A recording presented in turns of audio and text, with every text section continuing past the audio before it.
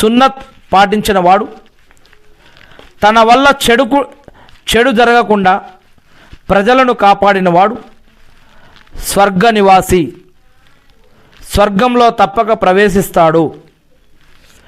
దేవుడు ఎవరికి ప్రసాదించాలని అభిలషిస్తాడో, అనుకుంటాడో, ఆశిస్తాడో అతనికి సరైన ధార్మిక జ్ఞానాన్ని, లోతైన ధార్మిక వివేచన శక్తిని ప్రసాదిస్తాడు.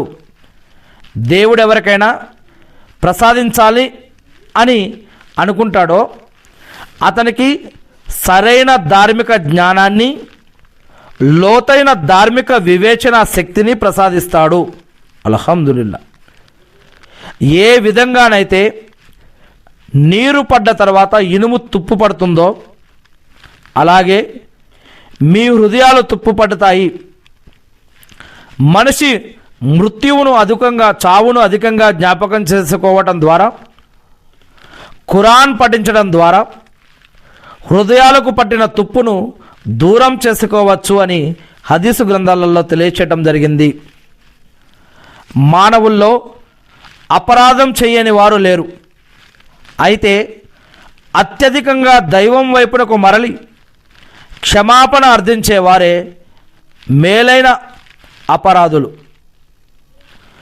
7 ప్రాణాంతక విషయాల బారి నుండి మిమ్మల్ని మీరు కాపాడుకోండి. 7 ప్రాణాంతక విషయాల బారి నుంచి మిమ్మల్ని మీరు కాపాడుకోండి.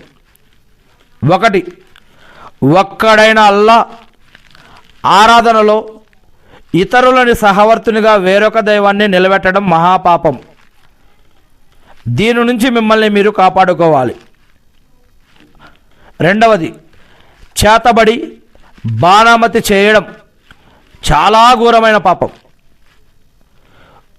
ఇంకా హదీసు గ్రంథాలలో వీటిని ఆశ్రయించిన, చేసిన, చేపించిన అటువంటి వారి యొక్క నమాజ్ 40 రోజుల వరకు మరియు ఆరాధన దేవుడి వద్ద స్వీకరించబడదు. మరియు ఇలా చేసేటటువంటి వారికి వారిపైన స్వర్గం నిషేధం, వారికి నరకం శాశ్వతమని అనేక చోట్ల చెప్పడం జరిగింది.